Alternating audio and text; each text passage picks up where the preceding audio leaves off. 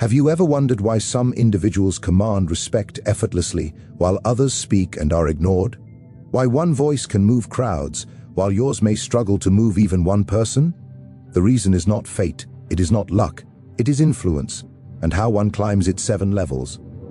Let us learn how the masters rise in every society, whether a kingdom of marble halls or a modern empire of glass towers. Influence determines who rises and who is forgotten. Many seek power, but only a few ever learn how to shape the will of others. Today, we shall uncover the 7 levels of influence as understood through the eyes of Niccolò Machiavelli, philosopher of strategy, architect of power, and mirror to the true nature of mankind. Consider this carefully. Influence does not begin with wealth, nor bloodline, nor even the loud declaration of authority. No, influence begins with perception, the way others see you before they know you. For the human mind forms judgment faster than the tongue can speak.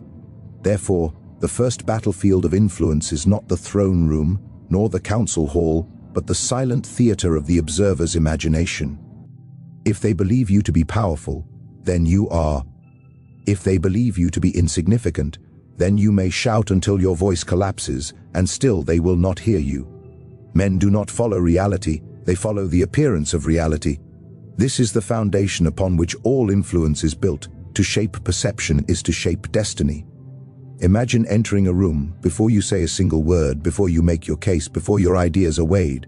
The room has already decided whether your words are worthy of attention. And what decided this? Your posture, your calm, your silence, the weight you place upon each breath, the eyes you choose to meet and the ones you choose to ignore. Influence begins long before speech, for the common mind trusts what it sees more than what it reasons. People measure confidence, not by truth, but by how truth is delivered. Thus, the man who hesitates, who fidgets, who allows the world to push him, rather than stepping forward by his own design, surrenders influence before he even begins, while the man who appears composed, deliberate, and certain commands space without effort. This does not mean arrogance. Arrogance is noise, influence is gravity. The influential do not chase attention, they allow attention to come to them. They do not rush to fill silence, they understand silence is a throne from which one observes the world clearly. When others speak to prove something, the influential speak only to define. When others react quickly, the influential respond slowly, as though they have already decided how the world will unfold. And here lies a vital truth. To influence others, you must first influence yourself. You must train your own mind not to leap, not to cling, not to fear judgment. For men smell insecurity as wolves smell blood on snow. If you do not respect yourself, the world will not respect you. Influence begins in the mirror long before it arrives in the crowd. Consider how leaders are introduced. Their names often precede them like banners, whispered, admired, feared, discussed. Reputation arrives first, and the person only confirms or contradicts it. Thus, you must craft your reputation intentionally, like an architect shaping a fortress. Let others speak of your consistency. Let them speak of your certainty. Let them speak of your calm in storm. You do not need to claim greatness, others must claim it for you. There is a subtle art in revealing only pieces of yourself. Show less than you know, speak less than you feel, act only when action has weight. Mystery pulls the mind inward. When people cannot fully grasp you, they fill the gaps with power. The unknown is always larger than the known. A man who reveals everything is a man easily dismissed. A man who reveals selectively holds the minds of others like a puppeteer holds strings. But perception alone is not formed on display. It is shaped through choice. Choose where you stand, whom you stand beside, whom you remove yourself from. The company you keep is the mirror in which society reads your value. If you surround yourself with the small, the envious, the directionless, their shadows will fall upon you. If you move among the decisive, the capable, the disciplined, even when you remain silent, you are counted among them. Understand this. People do not look for the strongest leader. They look for the leader who appears most certain. Certainty is the currency of influence. The uncertain wait for permission. The influential act as though permission was granted long ago. And so, you must carry yourself with a posture of someone who does not seek approval, but gives it, someone who does not plead, to be chosen, but chooses, someone who does not chase opportunity, but recognizes that opportunity naturally moves toward confidence, because confidence is stability. Influence begins when the world believes that you require nothing from it. You must also learn to be seen in moments that matter and absent in moments that diminish. Appear when your presence changes the energy of the room. Withdraw when your presence would merely blend. A voice heard too often becomes noise. A presence felt too constantly becomes ordinary. Rarity creates value. This is why kings do not walk the marketplace daily. Their absence sustains their power. Your expression should be unreadable, not cold but composed. Let no one easily decipher your thoughts. When others cannot predict you, they respect you. When they can predict you, they control you. Even your smallest gestures should appear deliberate. A nod, a pause, the way you rest your hands. Every movement either strengthens or weakens perception. Speak in statements, not questions. Even when uncertain, choose language that carries weight. The voice does not need to be loud. Influence is not volume, it is resonance. Speak slowly, as though your words are stepping down a staircase, each one finding solid ground before the next descends. Let silence follow your words, so the room is forced to consider them. Do not correct those who underestimate you. Let them. Underestimation is the most powerful shield in strategy. Let them believe they see your limits. Let them approach casually. Let them expose their intentions freely.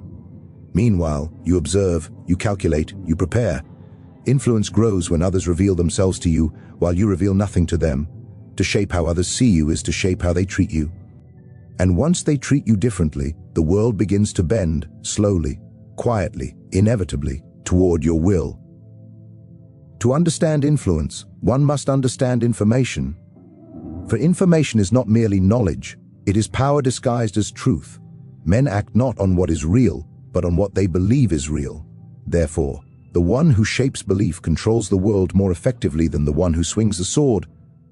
Those who rule kingdoms do not always command armies, they command narratives. They decide what shall be spoken about them, what shall be hidden, and what shall be imagined. To influence is to determine what others think. They think for themselves. Consider how rumors move through a crowd. A whisper travels faster than a proclamation, because whispers are carried by curiosity. The human mind is drawn to the unseen, the hinted, the secret. And so, the wise do not simply release information openly, they allow it to appear discovered. When people believe they have uncovered something themselves, they will defend it as though it were their own child. They do not realize the idea has been planted for them. Like seeds beneath fertile soil. Control information not by speaking much, but by speaking precisely.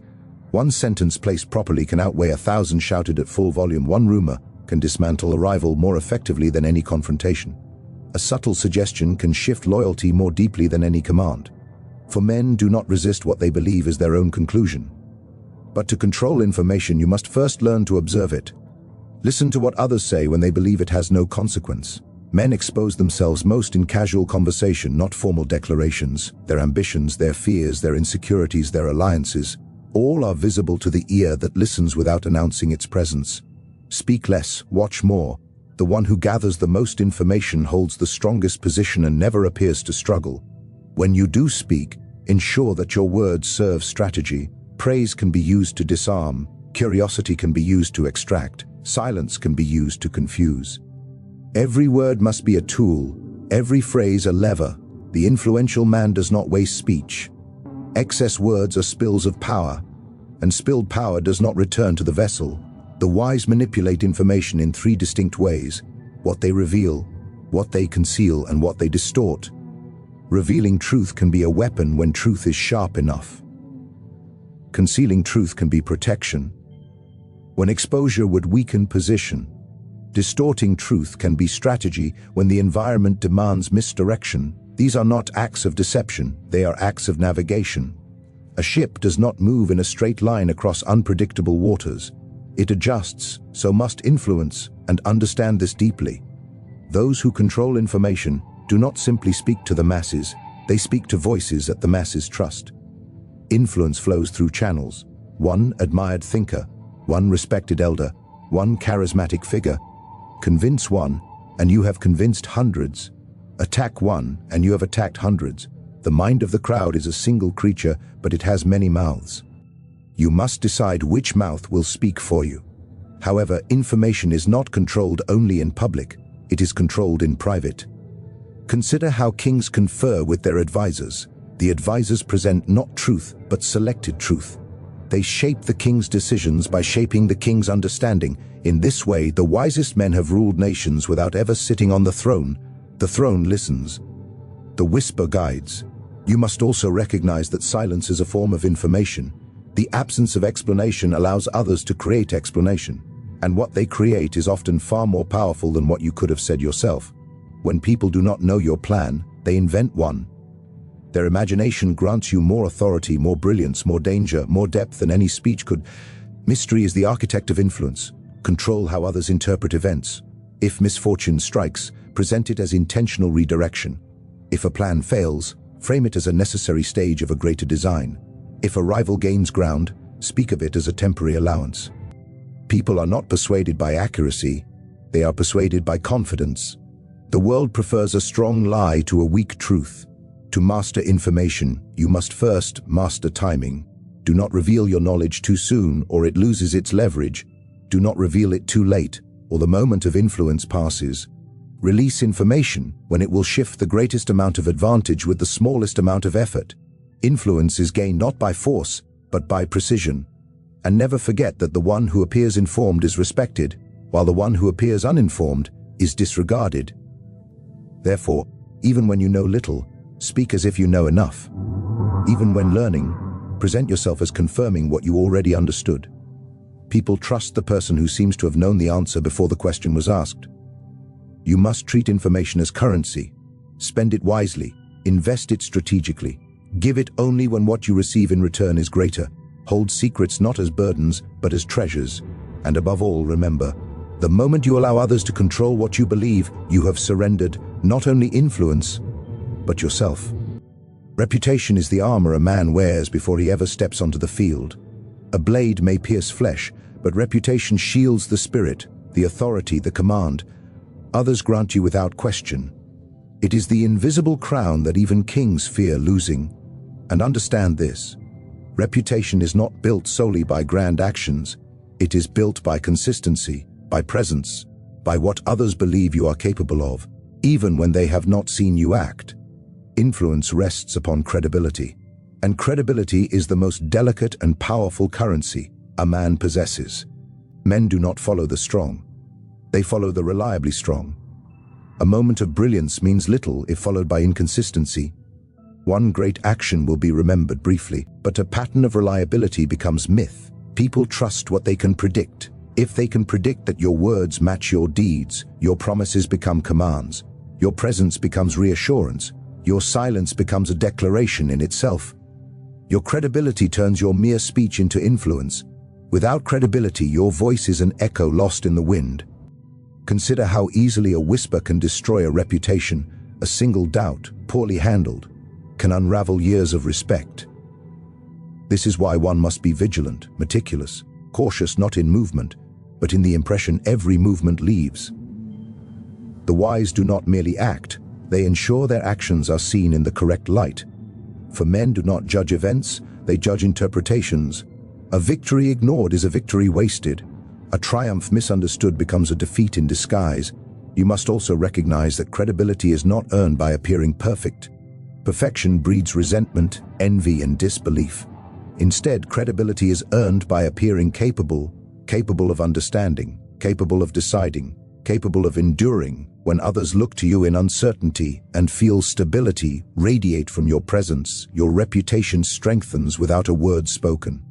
Most leaders fail not because they lack intelligence, but because they lack composure. The world watches not what you know, but how you carry what you know. When challenges arise, and they will, these moments are not threats, but tests. They are stages upon which you demonstrate the consistency that forms your identity in the minds of others. If you panic when the world challenges you, your reputation fractures. If you respond as though you expected the storm, your credibility becomes unshakable.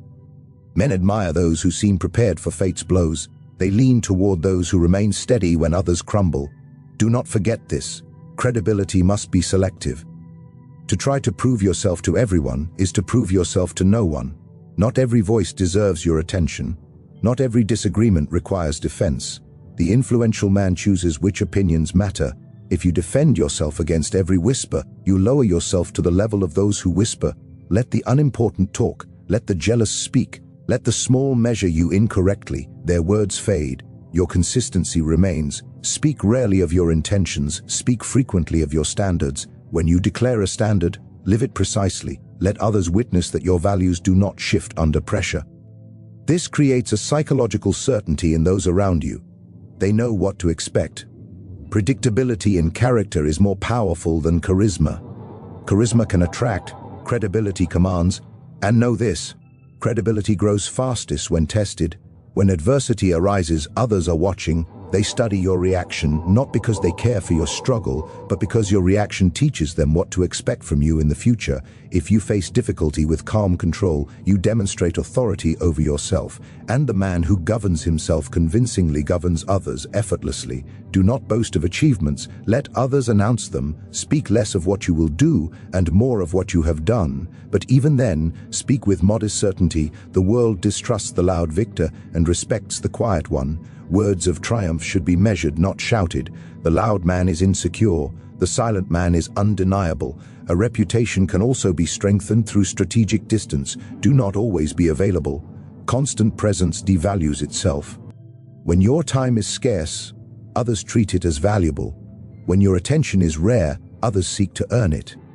This scarcity builds significance, and significance builds credibility. Surround yourself with discipline. Your environment reflects your seriousness. If your associations are weak, your reputation weakens. If your habits are scattered, your credibility dissolves. Influence begins with how you govern yourself. When no one watches, the world eventually sees everything. And remember, reputation is not an ornament, it is a weapon. A man with strong reputation does not need to argue, persuade, threaten, or chase. His name speaks for him. Doors open before he reaches them. Opportunities approach him. Rivals fear without confrontation. Allies remain loyal without insistence. Reputation fights battles before the battle begins. Therefore, guard it without obsession, but with awareness. Every decision either polishes or corrodes it. Every word either strengthens or weakens it. And once damaged, it does not break cleanly. It shatters into pieces difficult to gather again. Credibility is not what you say about yourself. It is what others would say about you when you are not in the room. There comes a point in the evolution of influence where one must choose not simply to be liked, nor merely to be admired, but to be respected. Respect alone is insufficient, for respect without consequence becomes gentle and forgettable, and fear alone is unstable, for fear without admiration invites rebellion. True influence demands both. Fear and respect bound together in such a way that neither exists without the other. This balance is not brutality, it is strategy. It is not cruelty, it is clarity. It is understanding that human loyalty is never fixed but conditional, shifting, fragile, and easily corrupted if not guided with precision. Most men attempt to be loved first, hoping that affection will lead to loyalty. But affection is an emotion of fair weather. It fades when conditions change. When you are no longer convenient, when your usefulness is questioned, when another voice promises comfort or reward, love evaporates. Men do not betray you because they hate you. They betray you because loving you costs more than benefiting from your absence. Therefore, leaning on affection alone is like building on sand. It shifts, it collapses, and it leaves you buried under what you believed would protect you. On the other hand, fear alone can secure obedience, but never loyalty. A man governed only by fear remains loyal only as long as he believes you can harm him. The moment he sees weakness, his loyalty dies instantly. Fear without respect creates enemies disguised as allies. They smile while sharpening blades behind your back. Their loyalty is a mask worn only until advantage reveals itself. Respect, however, is different. Respect is rooted in acknowledgement of strength, consistency, intelligence, and discipline. When others respect you, they adjust themselves in your presence. They measure their tone, they restrain their impulses, they elevate their conduct. Respect makes others organize themselves around your existence, yet respect without fear lacks weight. It becomes admiration from a distance with no consequence for defiance. They may praise you, but they feel no obligation to align themselves with your will. Thus, influence is formed when fear and respect are fused, when a man is admired for his discipline, his mastery, his certainty, and simultaneously understood to be someone whose disfavor has consequence. Not cruelty, not chaos, simply consequence. The influential do not threaten, they do not raise their voice, they do not brandish anger. Their displeasure alone carries weight, their silence is punishment, their gaze is enough to impose correction. To build this balance, one must first master self-governance. A man who cannot govern himself cannot govern others. If your emotions control you, others will learn how to control your emotions. They will provoke you to expose weakness. They will draw you into reaction. Losing control, even for a moment, grants others power over your image. You must speak only when speaking reinforces authority. You must react only when reaction strengthens position. You must be feared not for unpredictability, but for precision. Let people witness that your actions are deliberate. If you punish, let the punishment be measured and justified. If you reward, let the reward be meaningful and not cheap. When discipline is consistent, fear becomes quiet and stable. When rewards are thoughtful, respect becomes sincere. Influence is not loud. Influence is not frantic. Influence is calm, steady, quietly undeniable. Consider how a leader enters a room. A leader who seeks love smiles first, hoping the room will embrace him. A leader who seeks fear storms in, hoping the room will shrink before him. Both expose need, both expose insecurity. But the leader who holds command enters with stillness. His presence shifts the air. He speaks only when necessary. He allows others to reveal themselves first. He observes, measures, and only then decides what his voice must accomplish. The room responds to him before he has spoken, because the balance of respect and fear has already been established long before entry. You must also control your accessibility. If you are too available, others learn to treat you casually. If you are too distant, others cease to feel your influence. Appear when necessary. Withdraw when your presence provides diminishing return. Scarcity enhances value.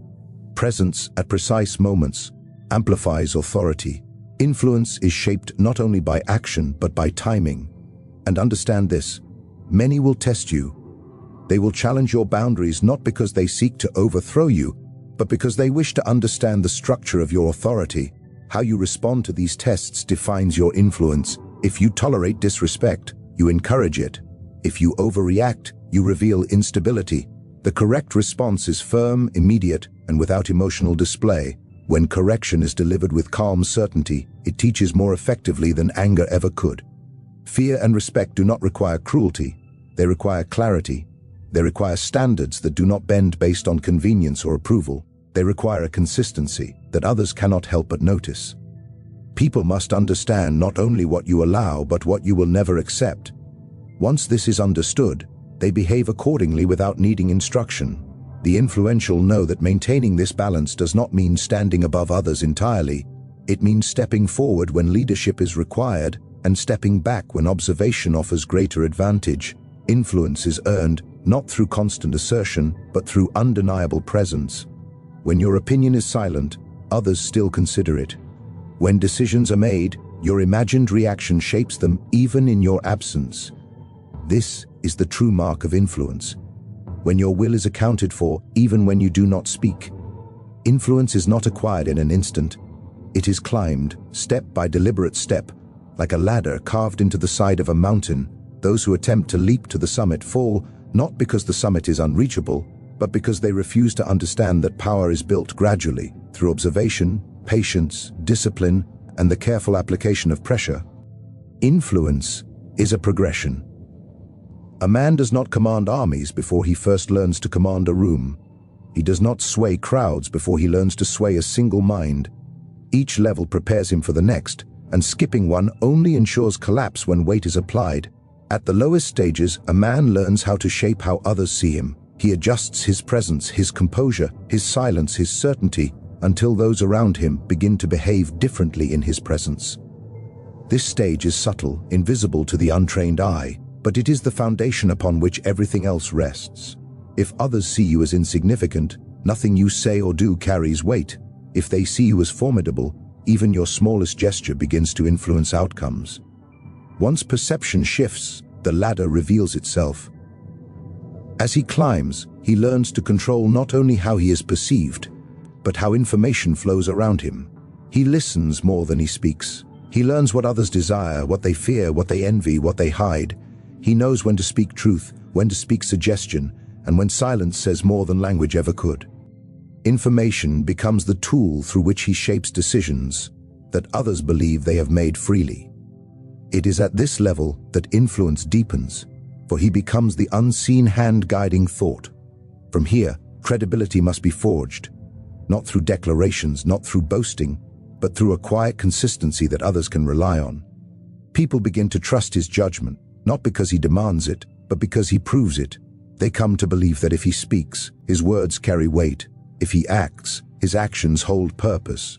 His reputation spreads without his urging. That reputation becomes the armor that protects him from chaos and the banner that leads others toward him. But influence cannot stand on reputation alone. There comes a stage where a man must demonstrate consequence. He must show that while he may be fair, he is not weak. While he may be rational, he is not to be dismissed. His boundaries must be unquestionable. His patience must not be mistaken for passivity.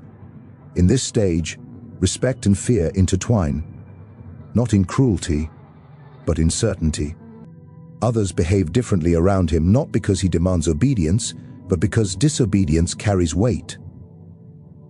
His presence imposes order. His absence is felt. His voice shapes the direction of the room. And then, when all these stages have been climbed, influence begins to move without effort. The man no longer needs to assert himself. Others assert him. His ideas are repeated by voices that seek his approval. His preferences shape the actions of those who hope to align with his favor. Decisions are made with the question, what would he say? Spoken silently in the back of minds, influence has become internalized in others. It has embedded itself in their reasoning. This is where true power reveals itself, when influence persists even without physical presence. A leader who must constantly command is a leader not yet obeyed. A man whose name is considered even when he is not present has reached a level of influence that surpasses speech, surpasses strategy, surpasses persuasion itself. His influence no longer depends on his effort. It has become a force that moves on its own. But understand that every step upward demands sacrifice, time spent observing when others rush, patience exercised when others react, discipline maintained while others indulge. Influence demands that a man govern himself before he seeks to govern others. A man who cannot master his impulses, his desires, his fears, becomes a puppet to them. And a puppet cannot be a master. The ladder is not climbed in public, it is climbed in quiet hours when no one watches. It is climbed through restraint, through waiting for the precise moment, through choosing not to respond, not to show insecurity, not to expose weakness. Influence is built not only by what you do, but by what you choose not to do. Every action and every held-back action shapes perception. Those who fail are those who move too quickly, who demand results before foundations are set. They wish to lead before they have learned to stand. They wish to command before they have learned to observe. They seek recognition before they have built substance. And so, when pressure comes, when challenge arises, when eyes turn to them expecting steadiness, they crumble. They have climbed nothing. They have merely leapt, and gravity does not forgive leaps. The ladder of influence demands endurance. It demands a mind that does not tire of patience. It demands a spirit that does not seek applause for every step. It demands the strength to walk forward even when unnoticed, because the unnoticed steps are the ones that make the visible steps undeniable. Most will never climb it. They will remain at the bottom, wishing for admiration, speaking loudly to be heard, hoping others will follow them simply because they desire to be followed. They do not understand that influence is not requested, it is recognized. They do not see that power is not seized, it is granted. And it is granted only to those who have proven quietly and consistently that they are worthy of shaping the will of others. We have walked the path of influence from its silent beginnings to its commanding heights. We have seen how perception shapes recognition, how information shapes belief, how credibility shapes trust, how the balance of fear and respect shapes obedience, and how the steady climb of the ladder shapes the legacy of power itself. Influence is not a gift, never an accident. It is an art built with patience, sharpened by awareness, guarded by discipline, and directed by purpose. Those who understand these principles no longer chase authority, they become the axis around which others naturally turn. This is how influence is created, expanded, and sustained, not through force, but through mastery of the self, mastery of understanding, and mastery of the unseen strings that move the minds of men.